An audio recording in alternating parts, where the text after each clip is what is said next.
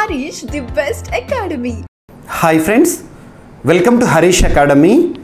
ఈరోజు వార్తలు నిలిచిన జాతీయ అంతర్జాతీయ రాష్ట్రీయ అంశాల గురించి, వార్తలు నిలిచిన వ్యక్తులు, అవార్డులు, పుస్తకాలు, మరి క్రీడా సంబంధిత సమాచారం, ఒక్కొక్క అంశాన్ని వివరంగా తెలుసుకుందాం. ఈరోజు మన ఫస్ట్ టాపిక్ వచ్చేసి పోటీ పరీక్షలకు ప్రిపేర్ అవుతున్న ప్రతి ఒక్క అభ్యర్థి రానున్న పోటీ పరీక్షలను దృష్టిలో ఉంచుకొని ఏ పోటీ పరీక్షన కానివ్వండి, ఏ స్థాయి పోటీ పరీక్షన కానివ్వండి, తప్పనిసరిగా చదవాల్సిన కొన్ని ముఖ్యమైన అంశాలు ఉంటాయి. అటువంటి అంశాలను ఏ విధంగా గుర్తించాలంటే last 6 months, 1 year or 1.5 year, even 2 years, గత కొన్ని రోజులుగా, కొన్ని నెలలుగా తరచూ రెగ్యులర్గా రిపీటెడ్గా వార్తలు ఇస్తున్న అంశాలు ఏవైతే ఉంటాయో వాటిని గుర్తుపట్టండి, గుర్తుపెట్టుకోండి, ఎగ్జామినేషన్లో గుర్తించండి. ఖచ్చితంగా కొన్ని టాపిక్స్, ఒక 25 to 30 టాపిక్స్ ఉంటాయి. అలాంటి టాపిక్స్ అవి లేకుండా ఎగ్జామినేషన్ పాయింట్ ఆఫ్ వ్యూలో క్వశ్చన్సే ఉండవు. సో ఇక్కడ అలాంటి టాపిక్స్ కనుక అబ్జర్వ్ చేస్తే ఇటీవల వార్తలు ఇచ్చిన ఐఐటీలకు సంబంధించి కానీ, వాల్కనోస్ రిలేటెడ్ అంశాలపైన కానివ్వండి, వార్తలు నిలుస్తున్న ప్రాంతాలు లేదా వివాదాస్పద ప్రాంతాల గురించి కానివ్వండి, లేదా GI ట్యాగ్స్ సంబంధించిన అంశాలు కానీ, యునెస్కోకి సంబంధించి కానివ్వండి, సో ఇటువంటి వాటిపైన ఖచ్చితంగా క్వశ్చన్స్ వస్తాయి. వార్తలు ఇస్తున్న సూచీలు, అంతర్జాతీయ సంస్థలు విడుదల చేసే నివేదికలు కానివ్వండి, ర్యాంకింగ్స్ కానివ్వండి, and at the same time ఇటీవల కాలంలో వార్తలు ఇచ్చిన విన్యాసాల గురించి, రక్షణ రంగానికి సంబంధించి కానివ్వండి. సో ఖచ్చితంగా వీటన్నిటిని చూడండి.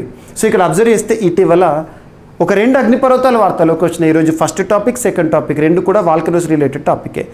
సో వాల్కనోస్ అనగానే మనకి ఎక్కువగా గుర్తుకొచ్చే దేశం ఇండోనేషియా.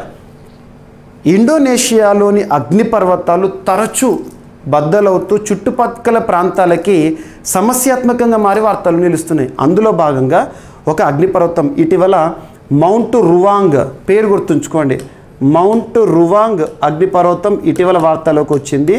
అది ఎక్కడ ఉంది అంటే ఇండోనేషియా అని గుర్తుంచుకోండి. సులవేసి అనే ఒక ఐలాండ్ ఉంటుంది, ఒక ద్వీపము. ఆ ద్వీపంలోనే ఒక యాక్టివ్ వాల్కనో ఈరోజు యాక్టివ్గా వార్తల్లోకి వచ్చింది ఇండోనేషియాకు సంబంధించి. ఒక్క రోజులోనే 5 సార్లు విస్ఫోటనంతో వార్తల్లోకి వచ్చిందట. ఒక అగ్నిపర్వతం ఒక్కరోజు 5 సార్లు ఎరప్షన్తో విస్ఫోటనం జరిగిందంటే ఎంత ప్రమాదకరమో చూడండి. దట్టమైన దుమ్ము, ధూళి కణాలు, తీవ్రమైన వేడి, ఆ లావా ప్రవహిస్తూ, సో ఇవన్నీ కూడా పరిస్థితులు అక్కడ ఏర్పడ్డాయి. సో ఇటీవల కాలంలో ఇండోనేషియాకి సంబంధించి చాలా అగ్నిపర్వతాలు మనం డిస్కస్ చేసాం. Mount Semeru, mount Sinabung, mount Ili Lewotolok, mount Toba. So ఇటువంటి అగ్నిపర్వతాలు ఏవైతే ఉంటాయో రెగ్యులర్గా నేను వాటిని రిపీట్ చేస్తున్నాను, అవన్నీ ఒకసారి చూడండి. అండ్ నెక్స్ట్ వచ్చేసి ఇంకొక అగ్నిపర్వతం ఇటీవల వార్తల్లోకి వచ్చింది. అంటార్కిటికాలోని ఒక యాక్టివ్ వాల్కనో మౌంట్ ఎయిర్బస్. ఇటీవల వార్తల్లోకి వచ్చిన ఒక అగ్నిపర్వతం మౌంట్ ఎయిర్బస్ ఎక్కడ అంటే అంటార్కిటికా. దీని యొక్క ప్రత్యేకత ఏంటంటే బంగారాన్ని చిమ్ముతుందంట ఈ అగ్నిపర్వతం. రోజుకు దాదాపు 80 గ్రాముల చొప్పున గాలిలోకి బంగారాన్ని వెదజల్లుతూ వార్తల్లోకి వచ్చింది ఎయిర్బస్. ప్రతిరోజు 80 గ్రాముల బంగారాన్ని చిమ్ముతున్నట్టు పరిశోధకులు తెలిపారు. కొన్ని వాయువులు లావాతో కలిసి పుత్తడిని వెదజల్లుతున్నట్లు గుర్తించారు. 1972 నుంచి ఇప్పటి వరకు ఈ అగ్నిపర్వతం నుంచి సుమారు 1518 కిలోల బంగారు రేణువులు ధూళి రూపంలో వాతావరణంలోకి చేరినట్లు చెప్తున్నారు. ఓకేనా? సో ఈ 2 అగ్నిపర్వతాలు ఖచ్చితంగా గుర్తుపెట్టుకోండి ఈరోజు. అండ్ నెక్స్ట్ తరచూ వార్తలు ఇస్తున్న అంశాలలో GI ట్యాగ్స్ గురించి కూడా మనం చూడాలి. సో భారతదేశంలో GI ట్యాగ్స్ అనే టాపిక్కి చాలా ఇంపార్టెన్స్ ఉంటుంది. ఏ పోటీ పరీక్షలైనా కూడా ఎగ్జామినర్కి ఫేవరెట్ టాపిక్స్లో ఇది కూడా ఉంటుంది.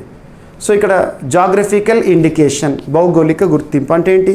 ఏదైనా ఒక వస్తువుకి ఒక ప్రాంతం ఆధారంగా లేదా ఒక ప్రాంతానికి ఒక వస్తువు ఆధారంగా స్పెషల్ సిగ్నిఫికెన్స్ గుర్తింపు ట్యాగ్ని ఇవ్వడం. ఎవరిస్తారంటే జాగ్రఫికల్ ఇండికేషన్స్ రిజిస్ట్రీ అనే సంస్థ. ఆ సంస్థ చెన్నై కేంద్రంగా పనిచేస్తుంది. Geographical indication of goods registration and protections act 1999 ఆధారంగా అట్లా కొన్ని ప్రాంతాల్లో ఏవైతే ప్రత్యేక వస్తువులు ఉంటాయో వాటిని గుర్తించి GI ట్యాగ్ని మంజూరు చేస్తుంది జాగ్రఫికల్ ఇండికేషన్స్ రిజిస్ట్రీ. సో అలా ఇప్పటి వరకు భారతదేశంలో హైయెస్ట్ GI ట్యాగ్స్ ప్రోడక్ట్స్ ఏ రాష్ట్రానికి సంబంధించి అంటే ఉత్తరప్రదేశ్ రాష్ట్రం టాప్ పొజిషన్లో ఉంది GI ప్రోడక్ట్స్ విషయంలో. సెకండ్ వచ్చేసి తమిళనాడు, గుర్తుపెట్టుకోండి. అదే రామ్సార్ సైట్స్ విషయానికి వస్తేనేమో తమిళనాడు మొదటి స్థానంలో ఉంటుంది. ఇవన్నీ ర్యాంక్స్ కంపేర్ చేసి చూడండి. సో ఇటీవల ఉత్తరప్రదేశ్ రాష్ట్రానికి సంబంధించి 13 GI ప్రోడక్ట్స్ అనేవి వార్తల్లోకి వచ్చినాయి. ఆ GI ప్రోడక్ట్స్ ఏవైతే ఉంటే వాటి చూడండి. ఆ GI ప్రోడక్ట్స్ ఏమైనా కావచ్చు. It may be edible, that can B eaten, it can be cultivated, పండించే పంటే కావచ్చు, వంటే కావచ్చు, నేసే వస్త్రమే కావచ్చు, తయారు చేసే బొమ్మే కావచ్చు, దేనికైనా GI ట్యాగ్ ఇవ్వచ్చు. సో ఇక్కడ చూస్తే ఇటీవల బనారస్ తిరంగి బర్ఫీ అండ్ బనారస్ లాల్ పేడా అండ్ జూన్పూర్ ఇమార్తి, ఈ 3 కూడా ఫుడ్ ఐటమ్స్, స్వీట్స్, స్టఫ్స్ అన్నటివి. అండ్ నెక్స్ట్ వచ్చేసి హ్యాండీక్రాఫ్ట్స్ విషయానికి వస్తే Banaras metal casting craft and Lakhimpur Kheri Tharu embroidery and Bareilly furniture, Bareilly Zardozi craft and Pilkhuwa home furnishing. Next Banarasi tabla and Banaras shehnai and Banaras mural painting. Mural painting అంటే that can be directly on the wall, ఓకేనా. And next వచ్చేసేసి agriculture products, పండించే పంటలకు వచ్చేవి. So Chiraigaon karonda of Varanasi and Banaras Lal Barwan Mirch. So గుర్తుంచుకోండి, red chilli ఇది. So ఈ products 13 products ఉన్నాయి కదా, ఇవి జిఏ ప్రోడక్ట్స్గా జిఏ ట్యాగ్ పొందుతూ వార్తల్లోకి వచ్చినాయి. ఎగ్జామినేషన్ పాయింట్ ఆఫ్ వ్యూ అడగవచ్చు. అండ్ ర్యాంకింగ్స్ విషయానికి వస్తే ఇటీవల ప్రపంచంలోనే అత్యుత్తమ విమానాశ్రయంగా దోహా హమద్ విమానాశ్రయం వార్తల్లోకి వచ్చింది. గతంలో సింగపూర్లోని చాంగి విమానాశ్రయం ఉంటాయి కదా, సో ఇక్కడ మన భారతదేశంలోని ఏ విమానాశ్రయం ఎట్లుందో చూడాలి. సో స్కై ట్రాక్స్ అనే ఒక సంస్థ విమానాశ్రయాలకు ర్యాంకింగ్స్ ఇచ్చింది. సో ఇక్కడ చూడండి, అత్యుత్తమ విమానాశ్రయంగా Doha Hamad world best airports లిస్ట్లో ప్రథమ స్థానం అంట, ద బెస్ట్ ఎయిర్పోర్ట్గా. Hyderabad airport, Rajiv Gandhi international airport ఏదైతే ఉంటుందో శంషాబాద్ ఎయిర్పోర్ట్ 61st పొజిషన్లో ఉందంట. ఖతార్ రాజధాని దోహాలోని హమద్ ఎయిర్పోర్ట్ 2024 సంవత్సరానికి గాను ప్రపంచ ఉత్తమ విమానాశ్రయం కిరీటాన్ని కైవసం చేసుకుంది. సింగపూర్లోని చాంగి ఎయిర్పోర్ట్ 2వ స్థానం సాధించింది. స్కై ట్రాక్స్ అనే సంస్థ ఏటా వరల్డ్ బెస్ట్ ఎయిర్పోర్ట్స్ జాబితాను విడుదల చేస్తూ ఉంటుంది. అలా టాప్ 100లో భారత్ నుంచి Hyderabad airport, Shamshabad airport 61st and Delhi, Bengaluru, Mumbai విమానాశ్రయాలకు స్థానం దక్కింది. అండ్ ఇటీవల దుబాయ్ మొత్తం కూడా వరదలతో కొట్టుమిట్టాడుతోంది, వరదలు కొట్టుకుపోతున్నాయి. సో ఇటువంటి పరిస్థితులు ఎందుకు వచ్చినాయి అంటే కొన్ని కృత్రిమ పద్ధతుల కారణంగా. ప్రకృతితో చెలగాటం ఆడితే ఖచ్చితంగా ప్రకృతి యొక్క రియాక్షన్ చూస్తాం, అలా చాలాసార్లు ప్రూవ్ అయింది. సో ఇక్కడ చూస్తే కృత్రిమ పద్ధతుల్లో పర్యావరణానికి ముప్పు, దానికి నిదర్శనం దుబాయ్ వరదలపై పర్యావరణవేత్తల ఆందోళన. యునైటెడ్ అరబ్ ఎమిరేట్స్లోని ఒక ఎమిరేట్ దుబాయ్. భారీ వర్షాలు వరదలతో దుబాయ్ అతలాకుతలం కావడానికి వాతావరణ మార్పులే కారణమని పర్యావరణవేత్తలు అభిప్రాయపడ్డారు.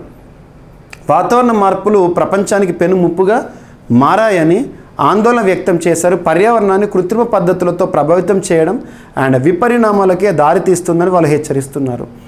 భూతాపం వల్లే ఇలాంటి పరిస్థితి వచ్చిందని వివరించారు. దుబాయ్లో ఆకస్మిక వర్షానికి క్లౌడ్ సీడింగ్ కూడా కారణమై ఉంటుందని వాదన వాళ్ళు వినిపిస్తుంది. క్లౌడ్ సీడింగ్ అంటే కృత్రిమంగా వర్షాలు కురిపించేందుకు, వర్షపాతాన్ని పెంచేందుకు అవలంబించే పద్ధతి. వర్షాభావ పరిస్థితి, నీటి కొరత ఎక్కువగా ఉండే ఎడారి ప్రాంతమైన యుఏఈ చాలా ఏళ్ళుగా క్లౌడ్ సీడింగ్తో కృత్రిమ వర్షాలు కురిపిస్తుంది. ఇప్పుడు ఇక న్యాచురల్ రెయిన్ వల్ల కొట్టుకుపోతోంది దుబాయ్. అండ్ ఒక అధునాతన క్రూయిజ్ మిసైల్ క్షిపణిని విజయవంతంగా పరీక్షిస్తూ DRDO, defence research development organisation వార్తల్లోకి వచ్చింది. డిఆర్డిఓ ప్రయోగాలనగానే ఒడిశాలోని చాందీపూర్, బాలాసోర్ ఆర్ అబ్దుల్ కలాం వీలరైలను గుర్తుకు రావాలి. ఇస్రో ప్రయోగాలు అనగానే మన ఆంధ్రప్రదేశ్లోని తిరుపతి జిల్లా షార్ కేంద్రం గుర్తుకు రావాలి. సో డిఆర్డిఓ భారతదేశంలో రక్షణ రంగానికి సంబంధించిన అత్యున్నత సంస్థ. ఈ సంస్థకి చీఫ్గా సమీర్ వి కామత్ గారు విధులు నిర్వర్తిస్తున్నారు. ఇదేంటో చూడండి. రక్షణ రంగ పరిశోధన అభివృద్ధి సంస్థ డిఆర్డిఓ గత గురువారం నిర్వహించిన ఇండిజినస్ టెక్నాలజీ క్రూయిజ్ మిసైల్ పరీక్ష విజయవంతమైంది. ఒడిషా తీరంలోని చాందీపూర్ ఇంటిగ్రేటెడ్ టెస్ట్ రేంజ్ నుంచి ఈ పరీక్షను నిర్వహించారు. స్వదేశీ పరిజ్ఞానంతో ఈ క్షిపణి తయారు చేయడం జరిగింది. ఊహించినట్లుగానే ఇందులోని అన్ని ఉపవ్యవస్థలు సజావుగా పనిచేసాయని చెప్పడం జరుగుతుంది. అండ్ ఒక గ్రామం మొట్టమొదటిసారి ఒక ప్రత్యేక మొబైల్ సేవలతో వార్తల్లోకి వచ్చింది. హిమాచల్ ప్రదేశ్ రాష్ట్రంలోని ఒక గ్రామము తొలిసారి మొబైల్ సౌకర్యంతో వార్తలోకి వచ్చింది. గివు అనే ఒక గ్రామం, స్పీటీ అనే ఒక ప్రాంతం, హిమాచల్ ప్రదేశ్ రాష్ట్రంలోని స్పీటీ అనే ఒక ప్రాంతంలో మారుమూల గ్రామమైన గివుకు తొలిసారి మొబైల్ సౌకర్యం అందుబాటులోకి వచ్చిందంట. ఈ సందర్భాన్ని పురస్కరించుకొని ప్రధాని నరేంద్ర మోదీ గారు గ్రామస్తులతో 13 నిమిషాలకు పైగా మొబైల్లో ముచ్చటించడం జరిగింది. గుర్తుంచుకోండి, ఓకేనా. సో గివు అనే గ్రామం ఇటీవల వార్తల్లోకి వచ్చింది. అది ఎందుకు వార్తల్లోకి వచ్చింది? మొదటిసారి ఆ గ్రామంలో మారుమూల గ్రామానికి మొబైల్ సేవలు రావడం జరిగింది. అండ్ నెక్స్ట్ వార్తల్లో వ్యక్తుల విషయానికి వస్తే మనకు త్రివిధ దళాలు, ఇండియన్ నేవీ, ఎయిర్ ఫోర్స్, ఆర్మీకి చీఫ్గా మనోజ్ పాండే గారు విధులు నిర్వర్తిస్తున్నారు. ఎయిర్ ఫోర్స్కి విఆర్ చౌదరి గారు విధులు నిర్వర్తిస్తున్నారు. అండ్ నావీకి ఆర్ హరికుమార్ గారు విధులు నిర్వర్తిస్తున్నారు. సో తను ఇప్పుడు పదవి విరమణ చేయబోతున్నారు. ఈ ఏప్రిల్ మంత్ చివరి రోజున తన పదవి విరమణ రిటైర్మెంట్. సో తన స్థానంలోకి నూతన నావీ చీఫ్గా, నావికాదళ అధిపతిగా, వైస్ అడ్మిరల్గా ప్రస్తుతం విధులు నిర్వర్తిస్తున్న దినేష్ త్రిపాఠి గారు రాబోతున్నారు. సో నూతన నావీ చీఫ్గా Dinesh Tripathi. Vice admiral Dinesh Kumar Tripathi has been appointed the next chief of naval staff. నావీకి చీఫ్గా గుర్తుపెట్టుకోండి, ఎగ్జామినేషన్ పాయింట్ ఆఫ్ వ్యూలో అడగవచ్చు. అండ్ ఇంకొక వ్యక్తి, క్రీడలకు సంబంధించిన వ్యక్తి, 58 ఏళ్ళ వయసులో రిటైర్మెంట్ని వెనక్కి తీసుకుంటూ ఒక వ్యక్తి వార్తల్లోకి వచ్చారు. రిటైర్మెంట్ అనౌన్స్ చేశాడు, వెనక్కి తీసుకుంటున్నారు. 58 ఏళ్ళ వయసులో బ్రెజిల్ సంబంధించిన దిగ్గజ ఆటగాడు. బ్రెజిల్ ఫుట్బాల్ రొమారియో సంచలన నిర్ణయం. బ్రెజిల్ దిగ్గజ footballer 1994 FIFA football world cup గెలిచిన జట్టులో సభ్యుడిగా ఉన్న రొమారియో 58 ఏళ్ళ వయసులో రిటైర్మెంట్ను వెనక్కి తీసుకుంటున్నాడు. బ్రెజిల్లోని అమెరికా ఆఫ్ రియో డి జెన్నారో క్లబ్కు ఓనర్గా ఉన్న రొమారియో గత కొంతకాలంగా క్లబ్ వరుసగా పరాభవాలు ఎదుర్కొంటూ మనుగడ ప్రశ్నల నేపథ్యంలో స్వయంగా ఆయనే తిరిగి మైదానంలో దిగేందుకు నడుం బిగించాడంట. సో ఇటువంటి అడగొచ్చు. 2008లో రిటైర్మెంట్ ప్రకటించి ఇప్పుడు తన జట్టు పరిస్థితిని చూసి ఇక నేనే ఆడాలని చెప్పేసి నిర్ణయించుకోవడం జరిగింది. రొమారియో ఏ దేశ జట్టుకి సంబంధించిన వ్యక్తి. అండ్ ఫార్మర్ ఇంగ్లాండ్ క్రికెటర్, ఇటీవల ఒక దిగ్గజ ఆటగాడు, క్రికెటర్, ఇంగ్లాండ్ సంబంధించిన ఆటగాడు రామన్ సుబ్బా గారు ఇటీవల మరణిస్తూ వార్తల్లోకి వచ్చారు. సో రామన్ సుబ్బా రో ఇటీవల మరణిస్తూ వార్తల్లోకి వచ్చారు. ఏ దేశం అంటే బ్రిటన్. ఏ జట్టు, జాతీయ జట్టు అంటే ఇంగ్లాండ్ క్రికెటర్. అండ్ ఇటీవల ముగిసిన ఒక ఛాంపియన్షిప్, ఏషియన్ రెజ్లింగ్ ఛాంపియన్షిప్, ఆసియాకి సంబంధించిన రెజ్లింగ్ ఛాంపియన్షిప్ 2024 ఆతిథ్యం ఇచ్చింది ఎక్కడ అంటే బిష్కేక్, కిర్గిస్తాన్. ఎప్పుడైనా ఏదన్నా ఈవెంట్స్ వార్తల్లోకి వచ్చినాయంటే ఆతిథ్యం ఇచ్చిన నగరాలు చూడాలి. ఓకేనా. దీనికి సంబంధించింది రెజ్లింగ్ ఛాంపియన్షిప్. ఇందులో ఇండియా 9 మెడల్స్ని సాధించింది. ఆ 9 మెడల్స్ ఏంటంటే సిల్వర్ అండ్ బ్రాంజ్, గోల్డ్ రాలేదు. సో ఇక్కడ చూడండి, ఉదిత్ మెన్స్ ఫ్రీ స్టైల్ 57 kgsలో, రాధిక విమెన్స్ 68 kg విభాగంలో, అండ్ అంజు విమెన్స్ 53 kgలో, Harshita women's 72 kg, and Abhimanyu men's freestyle 70 kg, Vicky men's freestyle 97 kg, and Shivani Pawar తను విమెన్స్ 50 kg విభాగంలో, and Antim women's 65 kg, Manisha 62 kgsలో. So ఇక్కడ అబ్జర్వ్ చేస్తే ఈ నలుగురు ఉదిత్, రాధిక, అంజు, హర్షిత వీళ్ళు సిల్వర్ మెడల్ సాధించారు. రిమైనింగ్ బ్రాంజ్, కాంస్య పథకాలను సాధించడం జరిగింది. గుర్తుపెట్టుకోండి. ఓకేనా. సో ఇవి ఫ్రెండ్స్ ఈరోజు వార్తలు నిలిచిన అంశాలు. ఒకసారి ర్యాపిడ్గా చూస్తే, ఇండోనేషియాలోని ఒక అగ్నిపర్వతం మౌంట్ రువాంగ్ వార్తల్లోకి వచ్చింది. అండ్ ఇటీవల అంటార్కిటికాలోని మౌంట్ ఎయిర్బస్ అనే అగ్నిపర్వతం బద్దలవడం, బంగారాన్ని వెదజల్లడం. అండ్ జిఏ ప్రోడక్ట్స్తో ఉత్తరప్రదేశ్ వార్తల్లోకి వచ్చింది. దోహా హమద్ ఎయిర్పోర్ట్ ప్రపంచంలోనే ఉత్తమ ఎయిర్పోర్టుగా గుర్తింపు పొందడం జరిగింది స్కై ట్రాక్ సంస్థచే. అండ్ కృత్రిమ పద్ధతులు పర్యావరణానికి ముప్పు అనే అంశము ఇటీవల దుబాయ్ విషయంలో చూడడం జరిగింది. క్రూయిజ్ మిసైల్ పరీక్ష విజయవంతం అనే అంశము ITCM missile.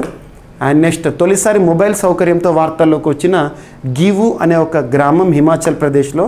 And next navy చీఫ్గా వార్తల్లోకి వచ్చిన దినేష్ కుమార్ త్రిపాఠి గారు. అండ్ నెక్స్ట్ వచ్చేసి 58 ఏళ్ళ వయసులో ఒక ఫుట్బాల్ దిగ్గజం రిటైర్మెంట్ వెనక్కి తీసుకుంటూ వార్తల్లోకి వచ్చారు క్లబ్ మ్యాచెస్ కోసం. And former England cricketer Raman Subbarao garu ఇటీవల మరణిస్తూ వార్తల్లోకి వచ్చారు. అండ్ ఇటీవల ముగిసిన ఏషియన్ రెజ్లింగ్ ఛాంపియన్షిప్ పోటీల్లో కిర్గిస్తాన్ వేదికగా. సో ఇవి ఫ్రెండ్స్ ఈరోజు వార్తలు నిలిచిన అంశాలు. మిస్లేనియస్ అంశాలను మిగిలిపోతే రేపటి క్లాస్లో జోడించి మరొకసారి నేర్చుకుందాం. రేపు కలుద్దాం.